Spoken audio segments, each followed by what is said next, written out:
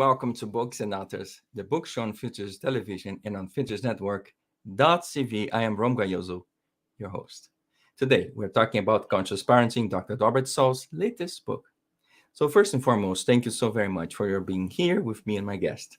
I know your time is very important, and I'm the guy who makes sure it is invested wisely. Please remember, if you're watching this show via Futures Television, the home of the future on television, or listening to it via podcast or watching the broadcast via one of the social media platforms, you too can be part of the conversation. So don't be shy. This show airs on television every Monday, Wednesday, and Friday at 2 p.m. Pacific. And if you are not watching us live, please join us on our YouTube channel. That is IMCI Magazine, where we continue to chat about the topic of the day. So let me say a few words about my guest today. We're going to talk about and with Dr. Robert Saul, pediatrician and medical geneticist. He has been guiding parents in their children's physical, behavioral, and mental care for over 40 years. He's a professor of pediatrics emeritus. Dr. Bob Saul developed the Parental Awareness Threshold, a simple framework that guides parents and guardians to actively parent with self-awareness, empathy, and compassion. Parents who use this framework create a healthy environment where children learn to build safe, stable, and nurturing relationships, as well as exhibit love and respect others in their community. Well, without further ado, let's welcome Dr. Bob to the show. Dr. Bob, how are you doing today? Oh, I'm fine. I'm so excited to be here. Thank you for having me. How wonderful to see you and how wonderful to have you. I'm so excited about your book. And folks, today it's going to be absolutely very, very different. I have a good surprise for you.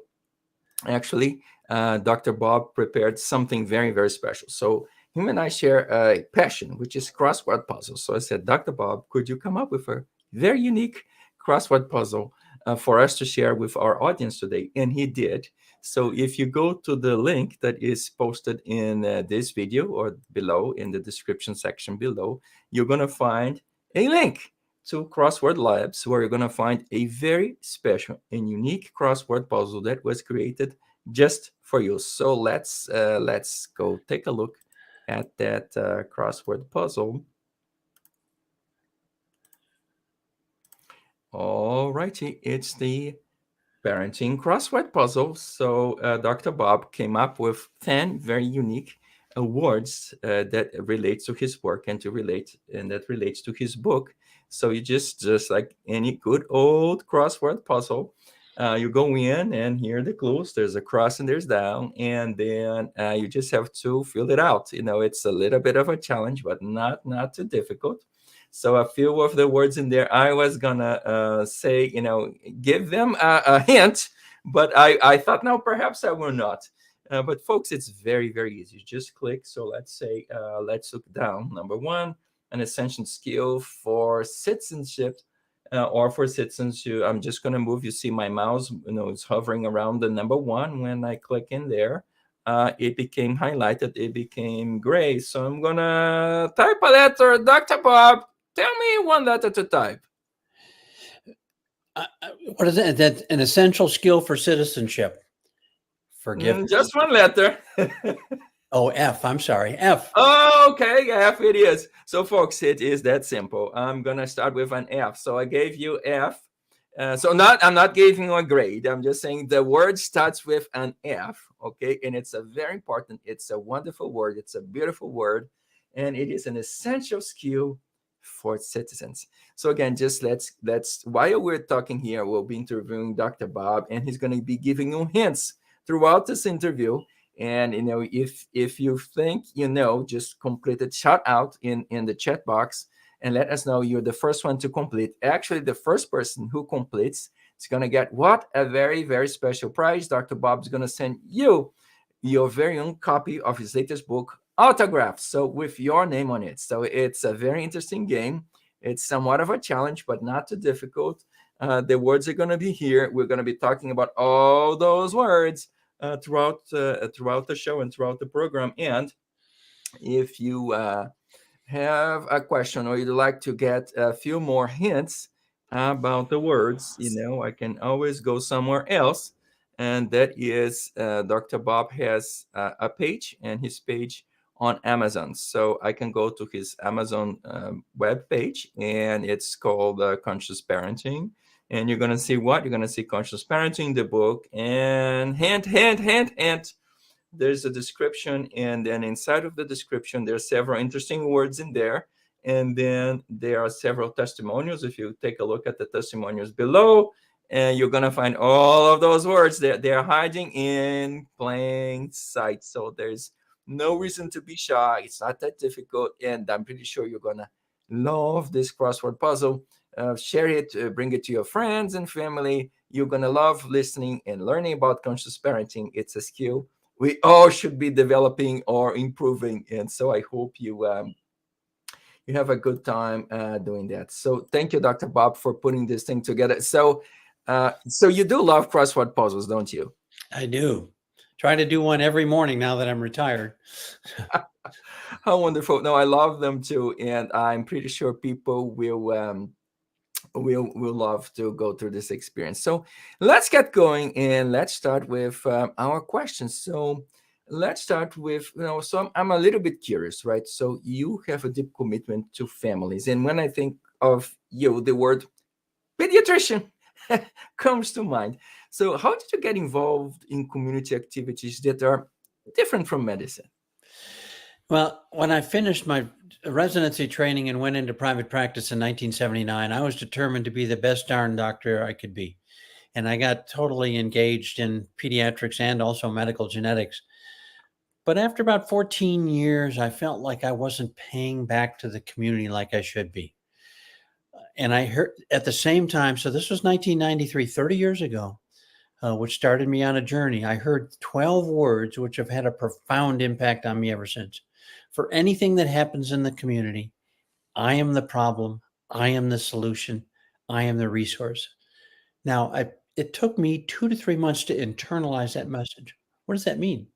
That means that everything that's going on in the community, I need to personalize. It's not their drug problem. It's not their violence problem. It's not their teenage pregnancy problem. It's got to be mine, because I need to be part of the solution. And to do that, I need to devote my resources to that. So I got very involved with that. And I was maybe even smugly so. I was a good citizen. I was a good person. And then 6 years later, April 20, 1999, 2 teenagers walk into a high school in Littleton, Colorado, massacre 13 people, and kill themselves. You and I know that as Columbine High School. I was stunned. I asked myself, could that happen in my community? And the answer was yes. What have I done to make a difference? The answer was not enough. So I sort of said, I need to change what I'm doing here. I was involved in the community, but was I being as impactful? Was I using my pulpit as a pediatrician? Was I using what I needed to do to really help improve the community? So I came up with 5 steps to community improvement. And others can come up with other steps, but these are my 5 and I'm living with them. Number 1, learn to be the best parent you could be. And I chose those words carefully because parenting is a constant learning experience. It's lifelong learning. You're always parenting. And not everyone has the same situations, the same capabilities, the same opportunities. So my job was to help encourage them to be the best parent they could be. Their socioeconomic status, their educational status, their family circumstances, single parent, whatever, might sort of impede their progress. So not looking for this ideal, I'm looking to help them be the best parent they could be. And as a brief aside, what I noticed over 40 years is that my job was not to tell them. My job was to help empower them, to help enable them to be the best parent they could be. I have a question for you about that. And you started, and at the very beginning, you talked a lot about citizenship, right? Can we talk a little bit more about that in greater depth? So what does it mean to raise our children to be good citizens? Well, let me add then the other 4 steps, because all that to me is sure. what gets me to. So step number 2 was get involved. get involved in your community. Number 3 was stay involved, which I think is different than getting involved. Number 4 is the most intuitive, but seemingly one of the most difficult in today's society, love for others. And number 5 is forgiveness. So learn to be the best parent you could be, get involved, stay involved, love for others, and forgiveness. Practicing those 5 steps to community improvement are what it means to me to be a good citizen. Now, one of the things I also learned in my journey here is parents often say, I just want you to be happy. They want their children to be happy. And that's what I said to my children. But I think I've got it backwards. I think what I want them to be is good citizens. And to me, happiness is a blissful secondary side effect of being a good citizen. So I really want my children to be good citizens. I want my children to care for others, to care about others, to empathize for others. And that's, to me, sort of the goal of parenting. Raising our children to be good citizens. That's Right. amazing, So we have to bring the inherent values of citizenship very early on in their lives so that they grow up to become, productive, helpful, healthy, happy citizens in the future, I guess. Yeah. I mean, my first book was a compilation of the almost 160 articles I wrote about the 5 steps to community improvement. That first book was entitled My Children's Children, Raising Young Citizens in the Age of Columbine. So I felt that the lessons from that book were helpful lessons for parents about how to be better parents, but also how to raise their children to be good citizens. And I should note, when I first wrote a lot of those articles, I let my wife read them. And she said, "Oh, I don't know if I'd send this one into the paper." I don't. I said, "Why?" She said, "It sounds a little preachy." I said, "I don't know. I don't think you understand who I'm preaching to." And she said, "What do you mean?" I said, "I'm preaching to myself. These are action steps for me. And if those words help others, great. But this is what I need to be doing. This is what I need to be emulating and being a better citizen and a better person overall." Yeah, I love the way you talk about this because when I try to talk to other people, I don't point of the things that I think they haven't done right. I point at my own self and say, hey, those are the things I didn't do very well at. And perhaps by exposing my own shortcomings, my own mistakes, they will learn something about that. And perhaps they won't make the same horrible mistakes that I made. Oh, absolutely. So let's continue, and I just want to change subjects a little bit. So I know you're a professor emeritus, right? And you have retired from clinical practice of pediatrics. So what keeps the fire burning? Why are you still so involved? What keeps the fire burning is that after this almost 50 years of after graduating from medical school 50 years ago, is my job is to still to advocate for children, still to advocate for parents, still to figure out how to improve communities. And so that's where I'm at. I mean, I'm actually currently engaged with the children's home here in my community, working on establishing a healing center. So the fire is even greater now in many ways. I mean, I miss those day-to-day interactions with the children, and I miss those interactions with the families. But I hope I'm taking it now to the next level in my career and taking that experience and seeing what I can do to even have a greater impact going forward. Until they put me under, this is what I'm going to be doing. And hopefully nobody's going to put you under.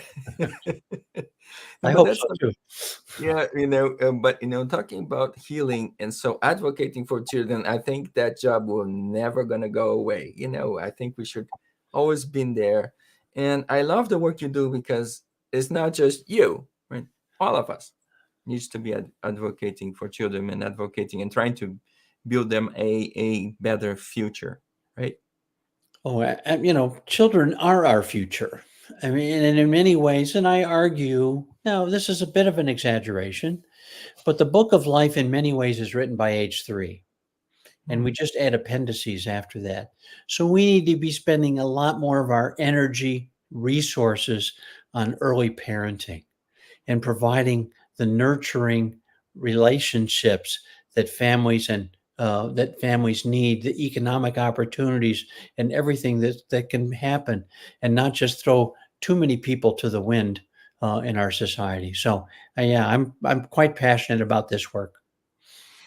Wonderful. So let's go back to those 5 steps to community improvement that you mentioned before, right? So in practical terms, how do you put them to work? So how can we use them to improve our own understanding of those around us? Well, the first book talks a lot about the first step, learn how to be the best parent you could be. I mean, committing society wise, we should commit to breastfeeding, that we should be looking on gun violence. We should be doing education. We should be promoting books more. There's lots of things that we can be helping parents learn to be the best parent they could be. Getting involved is so important because you need and people say, well, what should I do? I don't like to be formulaic. I like people to figure out what they can do in their own community, whether that's church, whether that's scouting, whether that's picking up litter, whether that's doing whatever. There's so many things that are out there that they can get involved in.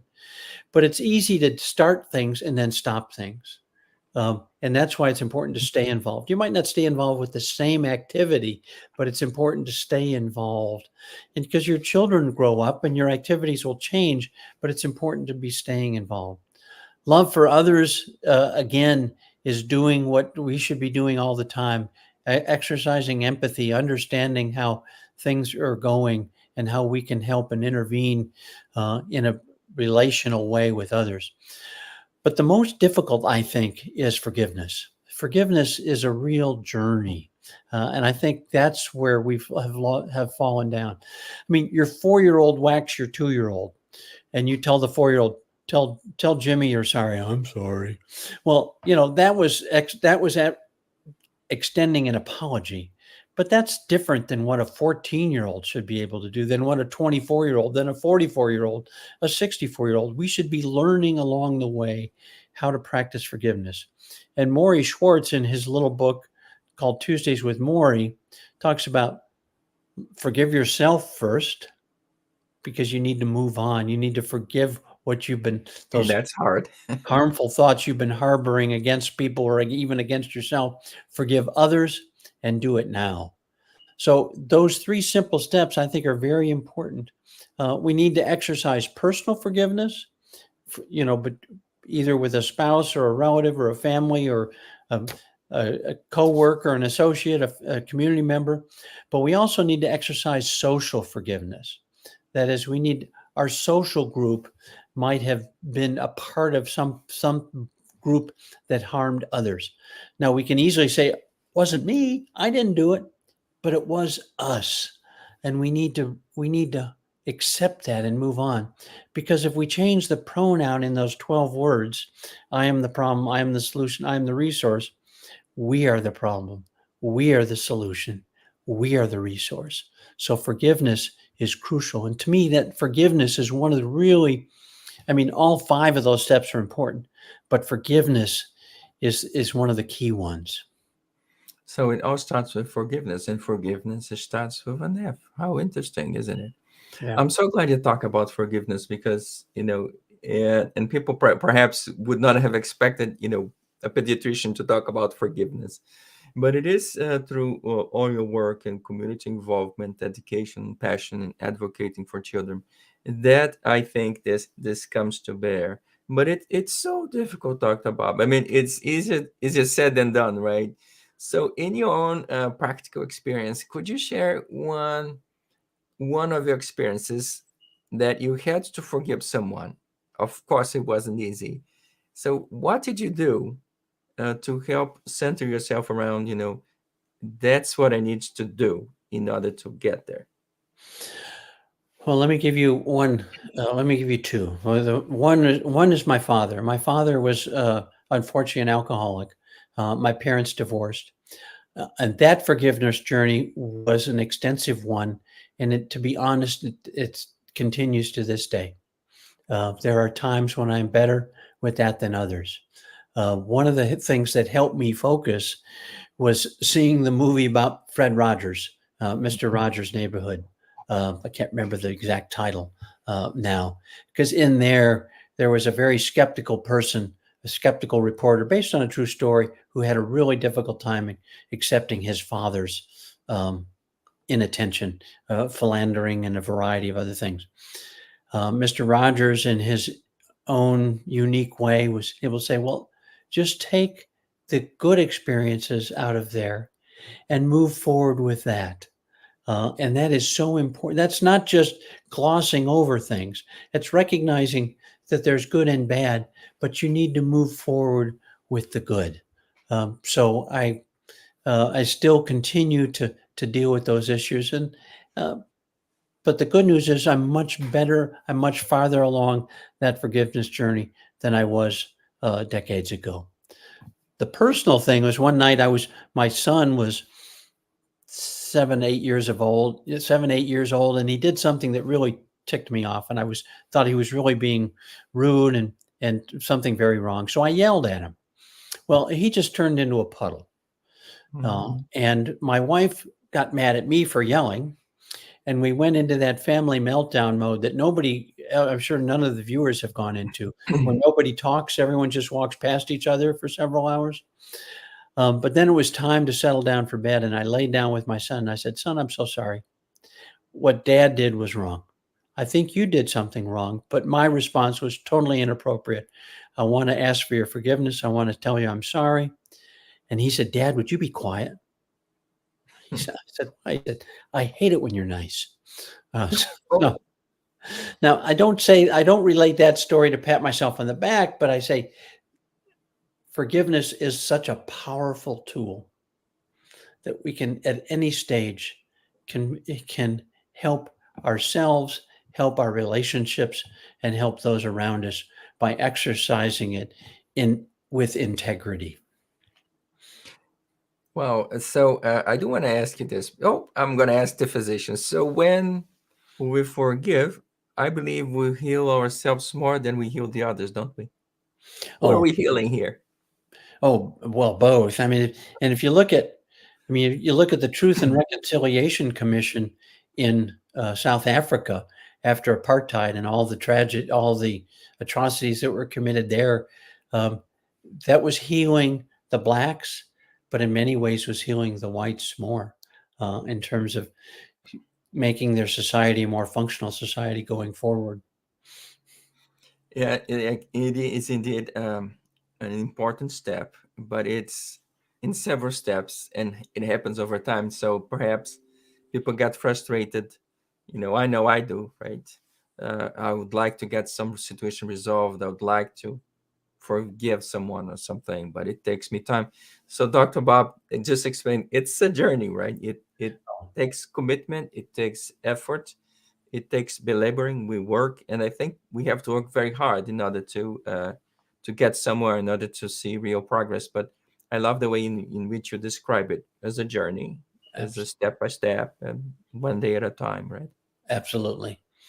Sometimes 2 steps forward, 1 step back, but progress. We work like crabs sometimes. It goes sideways, but the wheel's still turning. It may be turning slowly, but it's still turning, right? Absolutely. Okay.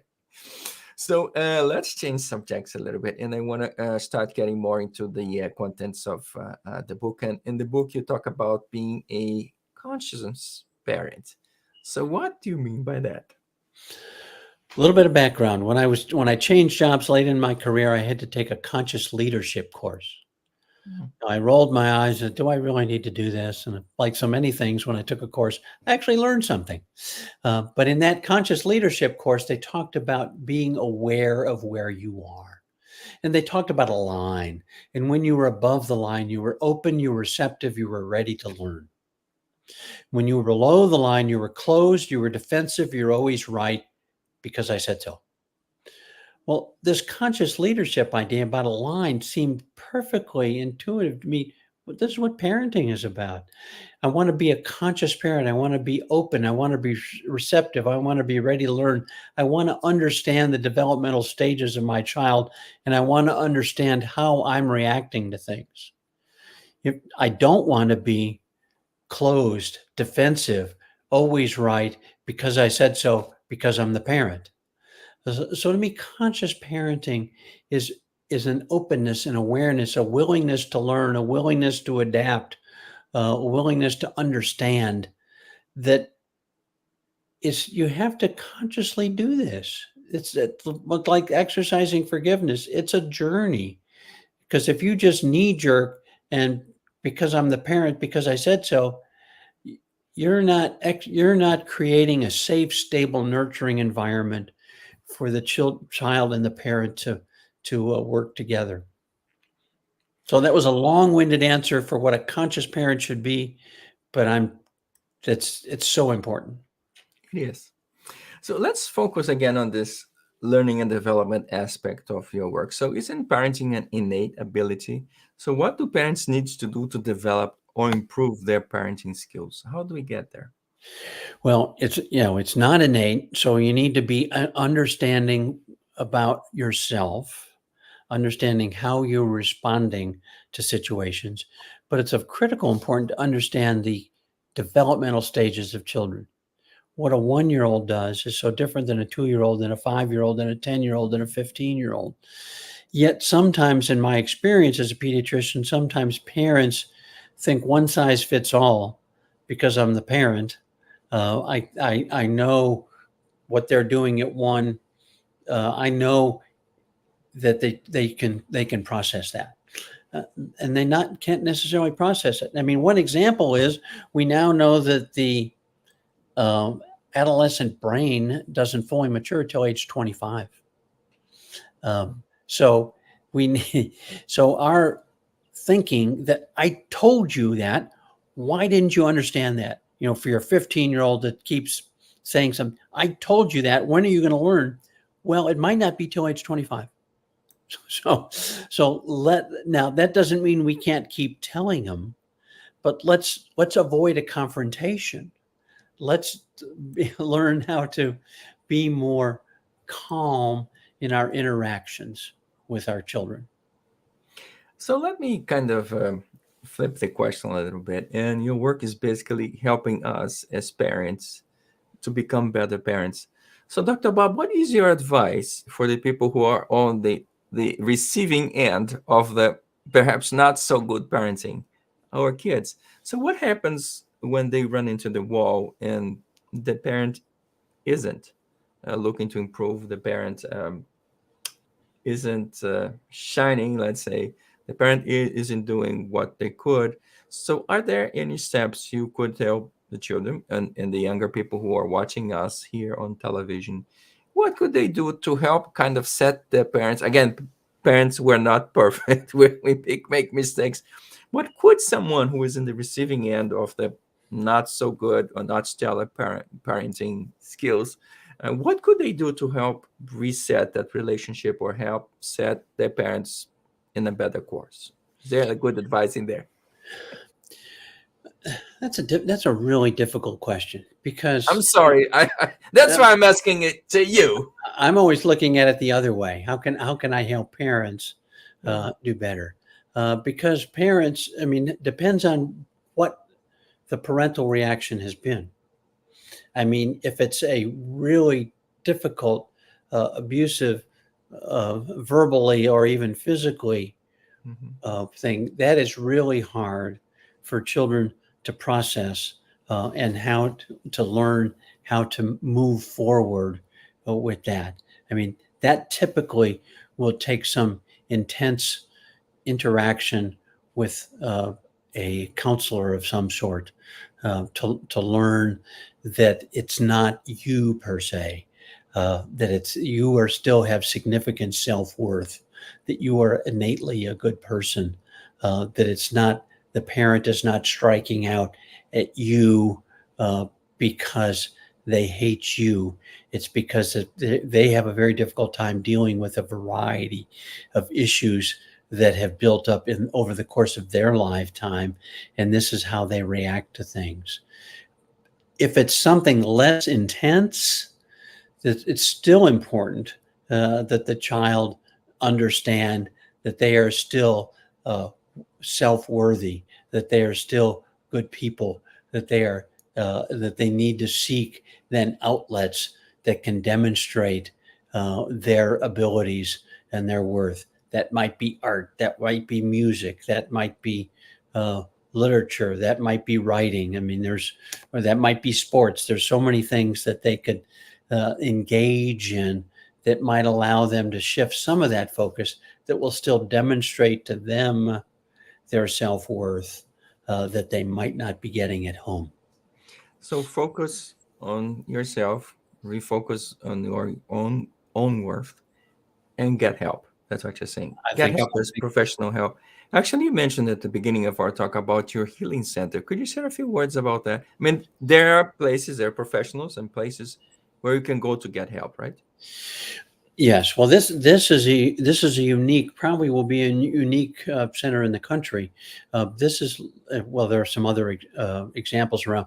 This children's home deals with children that are obviously in crisis, that have been separated from their parents, or in a residential environment, and we are trying to establish a healing center, trying to bring together the elements that can look at some of the early brain and child development science, and what are the programs we need to do to help these children while they're under the umbrella of the children's home.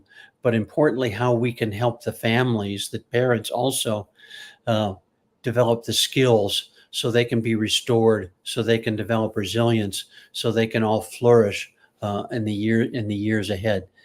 That's a very difficult project, but one I'm deeply committed to with the home I'm working with. Wonderful. So, but again, folks, get help. Get out. Absolutely. There are professional people there capable of helping whatever the situation is. If it's simple, it's easy fix. If it's complicated, they are professionals. They can get you the help you need. So don't try to brace it alone. Nobody needs to be a lone wolf here.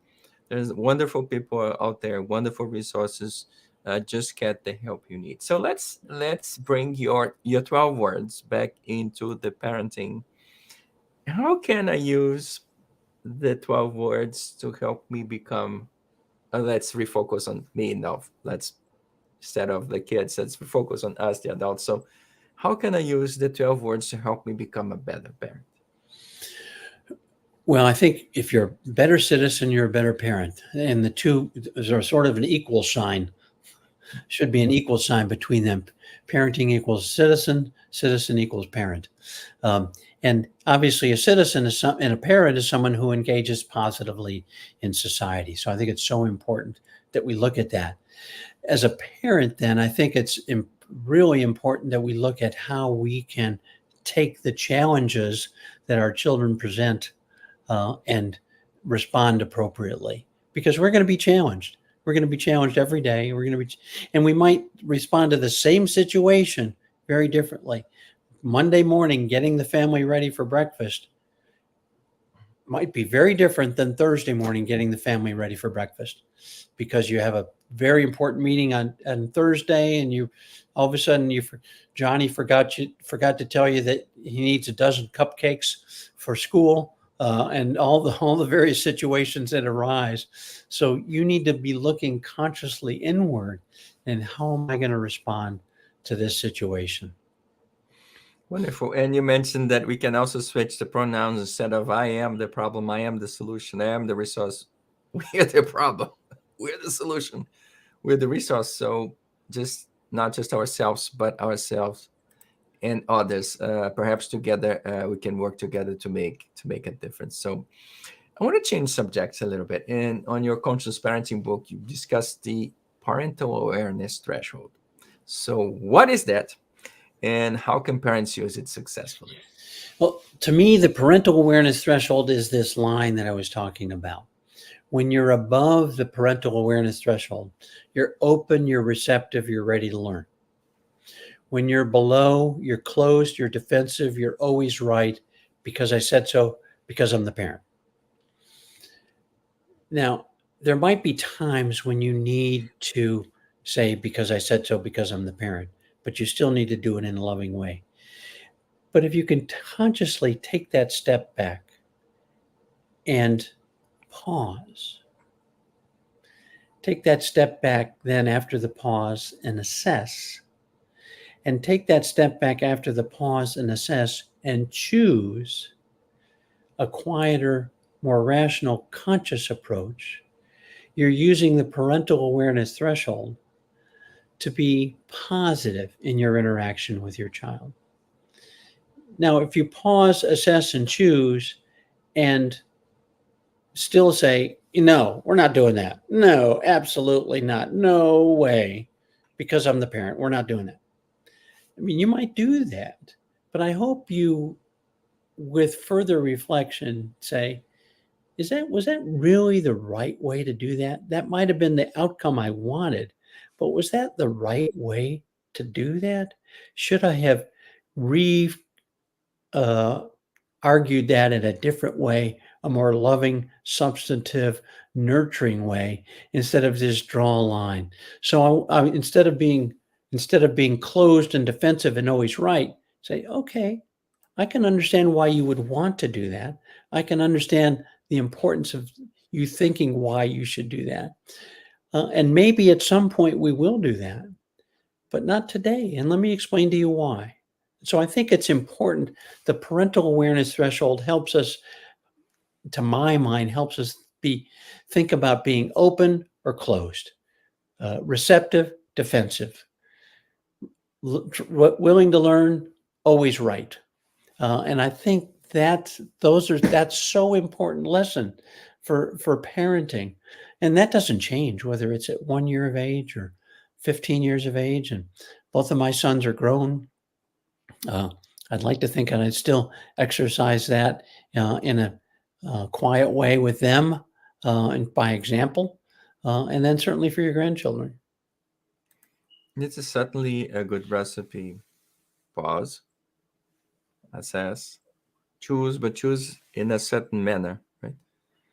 A forgiving, loving, embracing manner. I think that's your equation. When you said that equals, I think that is your equation and your steps. And I think we can all benefit from those steps. Just pause, become aware, right? Understand, choose, but choose in a way that we produce a more positive outcome. We don't have to make bad choices. I think good and bad choices are out there, but perhaps if we exercise a little bit of those steps, perhaps the outcome will be better, and hopefully the outcome will be better. But I want to change subjects a little bit, and we talk a little bit about the goal of parenting, right? Is it happiness of our children or something else? So what do you see as the goal of parenting? Well, again, as we talked about earlier, to me, the goal of parenting is raising your children to be good citizens, to be mindful of others, to be caring about others, to understand that we are the problem, we are the solution, we are the resource, to exercise forgiveness. And by being that kind of exemplary citizen, or being just a good citizen, happiness is a secondary blissful side effect. Now, again, that I understand that people might argue with that. That's Pollyanna-ish. But I think that's our role here in society, especially a civil society, a civil democratic society such as ours. We are yelling past each other these days instead of engaging with each other. And I like the term empathy, where you care and try to put somebody in, and you try to put yourself in somebody else's shoes. But I like the term that is even more dramatic, radical empathy. Not just trying to put yourself in somebody's shoes, but actually learn how they got in those shoes. And you can use the example of what I think is racism in many ways. People still in certain parts of our country are still embedded in certain circumstances where the embers of racism are still smoldering, and they sort of tippy-toe around the situation. So it's important for us to understand how people got to their reactions when we might say, well, I don't understand. Everything's fine. They could be more forceful. They could do whatever they want to do. That's not necessarily what they were taught. And so we need to understand empathy really means not just putting ourselves in those shoes, but understand how they got into those shoes. So that takes some active learning and engagement on our part. So a long-winded answer about the goal of parenting, but it's where I think we need to be. Parenting is being engaged with others and understanding that. Now, at the same time, there's very important aspects of parenting in terms of establishing with your children a safe, stable, nurturing relationship. Without those ties, those relationships, we are in deep trouble in terms of how our children are growing up in our society. Okay, so you used this metaphor, steps, and we're going through this. So you mean parenting as a journey, right? So what are some of the useful road signs that you have discovered along the way that you could tell us to be looking out for? Useful growth signs. Internalization, from the parenting standpoint, obviously you getting involved, staying involved, but internalization of some of those aspects by their children, that the children get involved, that the children stay involved in some way, shape, or form, that the children are practicing love for others, that the children are growing in terms of understanding the importance of forgiveness, that when that situation arises that they see or actually are a victim of bullying, that we actively look at ways to not just respond in kind. How can we use that as a growth experience? How can we learn how to do better? And if we find ourselves in a situation where we are reacting in an unhealthy way, where the parents are striking out at the people that bullied and the children are doing that, then getting them appropriate help. Again, help is such an important tool in our society and so underutilized. Understood that.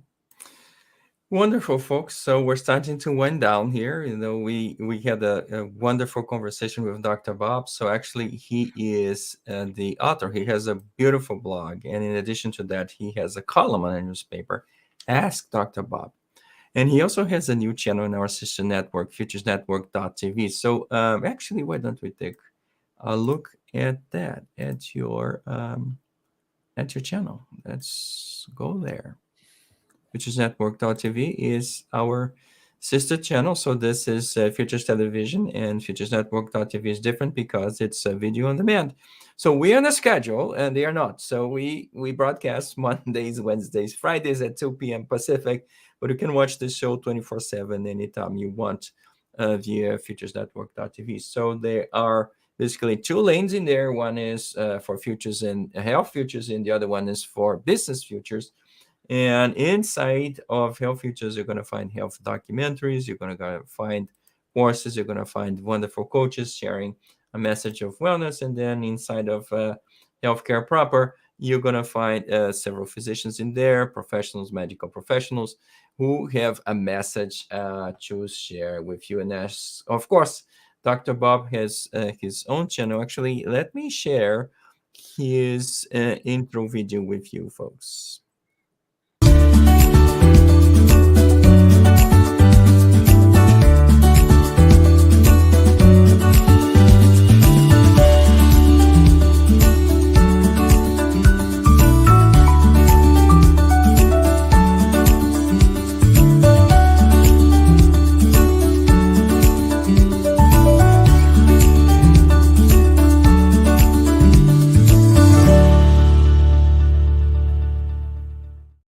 I love that video, and I think your message is so beautiful.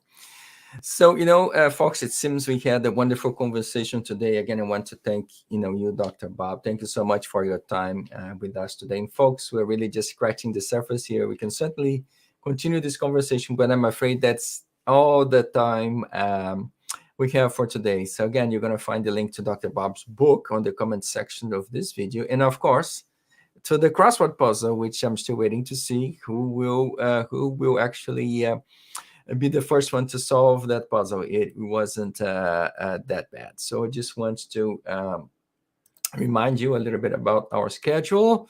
And by the way, feel free to continue to submit your comments and questions on our YouTube page, and I'll make sure to read it and present Dr. Bob any other questions or comments you might have.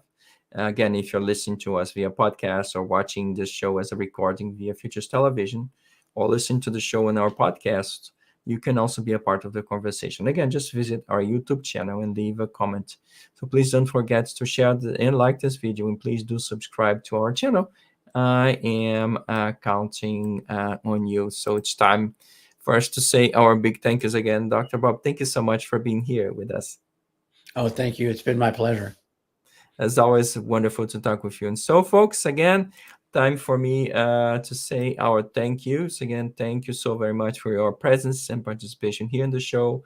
You can always reach out to the magazine or to me, the host, via Facebook, LinkedIn, Twitter, and YouTube. So I hope to see you soon. I'm going to leave you with our institutional message. Thank you. Are you looking for a good book? Then let's talk. Books and Authors is the book show on Futures Television. We bring you the best authors on a variety of genres. There are so many great books out there, so where do we start? Leave the digging for us. You can watch Books and Authors every Monday, Wednesday, and Friday at 2 p.m. Pacific.